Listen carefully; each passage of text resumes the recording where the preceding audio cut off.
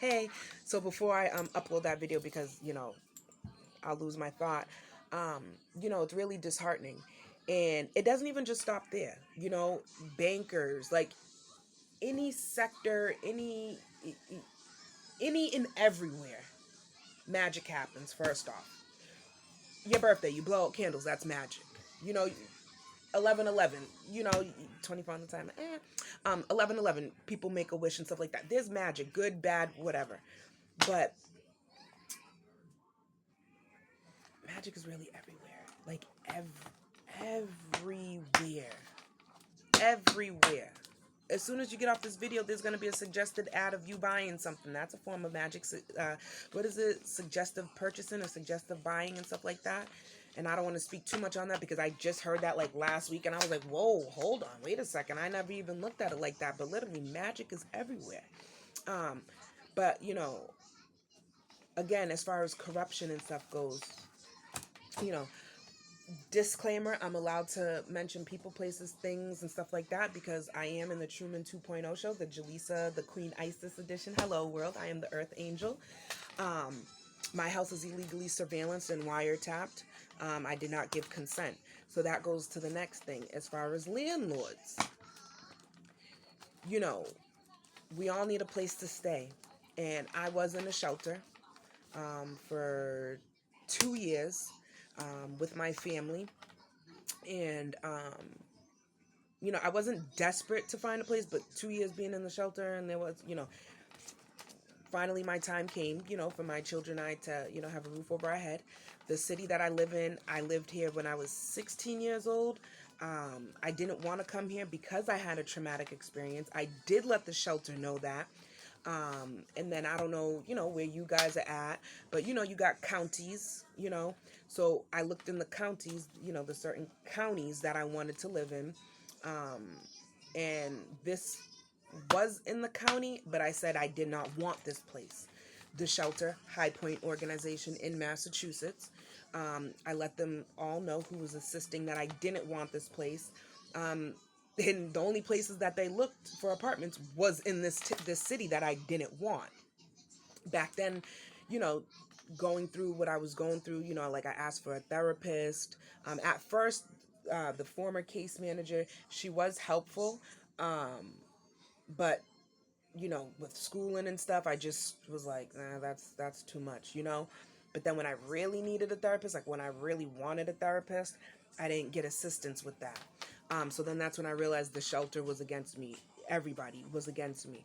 And then, looking at apartments on my own and looking in the towns that I did want, nothing was coming through. But then the shelter, personnel, they're helping me out, but they're only looking in this one city where I'm at now that I don't like at all. And um and that's all that was their focus.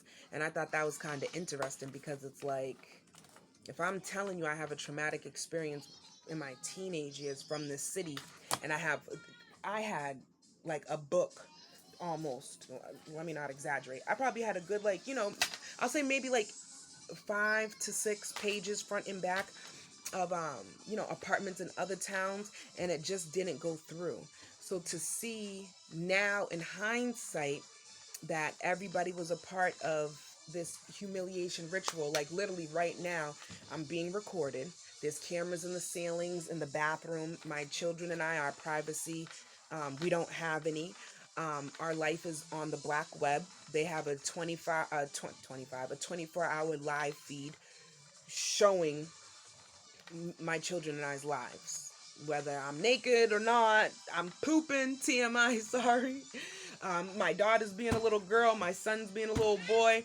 It's being broadcast online. And that has to do with Carol, who is my karmic aunt from my father's side. She's a notary public and a constable. And when my father and my mother completely split, when I was about, dang,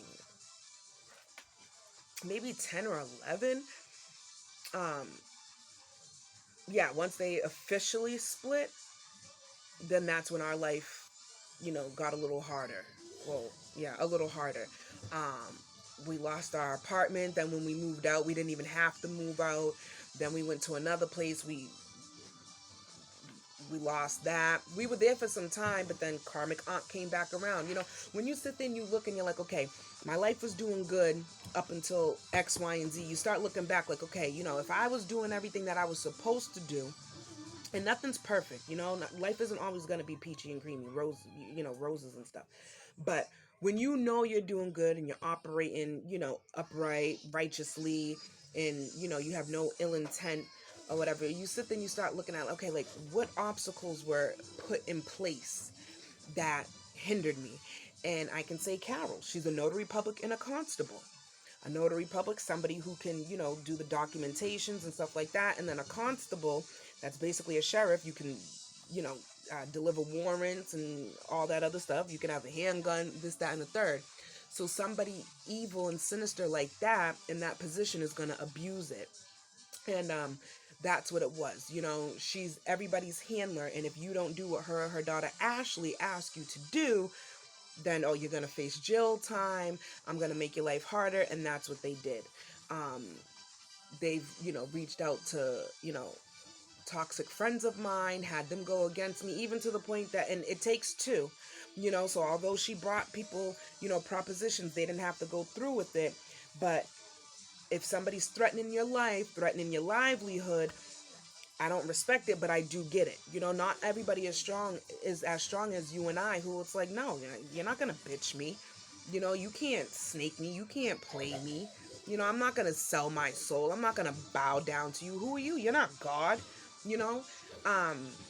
But in hindsight, looking back, 10 or 11, when my father and my mother completely stopped, like they never got back together. My father's, now passed away due to Carol messing with his cancer medication and stuff like that.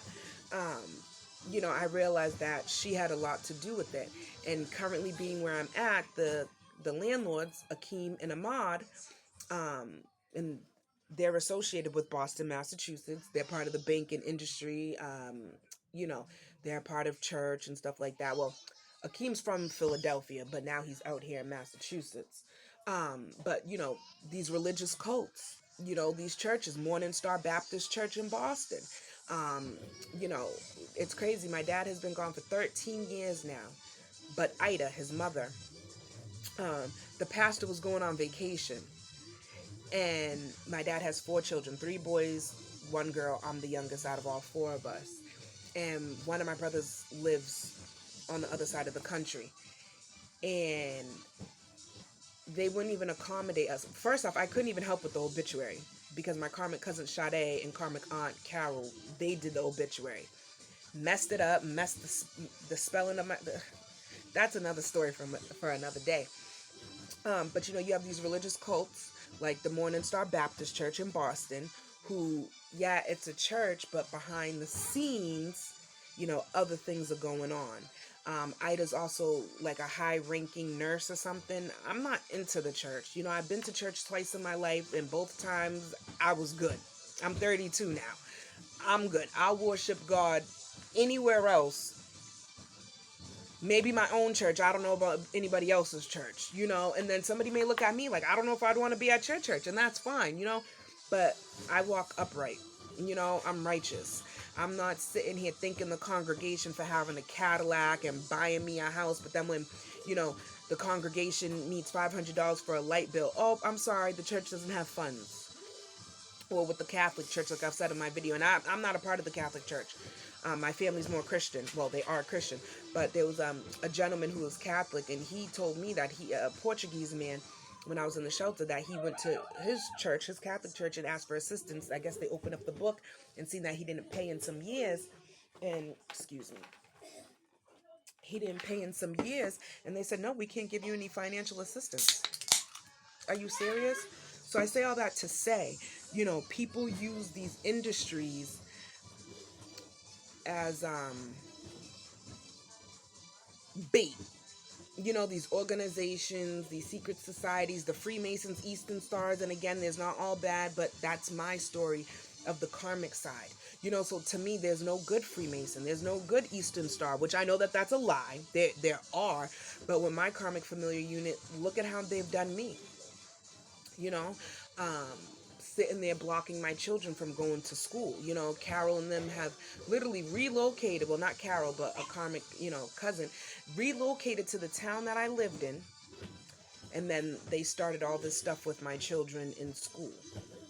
And everything was set, you know, as far as the landlords. I didn't know he was a warlock, Akeem, but to it doesn't even matter if it was me, because now it's like, how many other people have you guys done this to? And that's why, I started, I'm going to, but I started the process of making, a YouTube channel where you guys will be able to email me your stories if you like, and I'll read them anonymous. If you want to put a nickname, that's fine. Or if you're not in that town, that city, the state, whatever you want to share, you can share with me. I have no issue with that, but I just really want to raise awareness of what really goes on behind the scenes. You're thinking that doctor's for you, and the doctor's really behind the scenes trying to get CPS in your life. You're thinking that school really is a good school, and they're, not a good school. You're thinking that your landlord is a decent landlord, and no, they're selling your information on the black web. They're teaming up with your karmic familiar unit to do a humiliation ritual, literally globally. Like, think about that. You, your children, your family in general, you're thinking, okay, finally, we're coming out of homelessness. We're doing what we have to do. Yes, like, everybody wants to be in their own home, their own bed. 11:33 on the timer. And then you realize that your landlords are a part of a Ponzi scheme. There's literally an online cult, a religious online cult, right now, currently, broadcasting my family's lives online. I fart, it comes out online. That's sad. And, there's a lot of landlords who, even if it's not on this scale, there's a lot of landlords who, they look down on us because we came from a shelter, or, because this is the job, or, you're getting government assistance, so no, we don't want that, and stuff like that. And it's just like, who are you to judge? Because remember, when you point at somebody, you still got three, sorry, my hands are ashy, you still got three pointing back at you.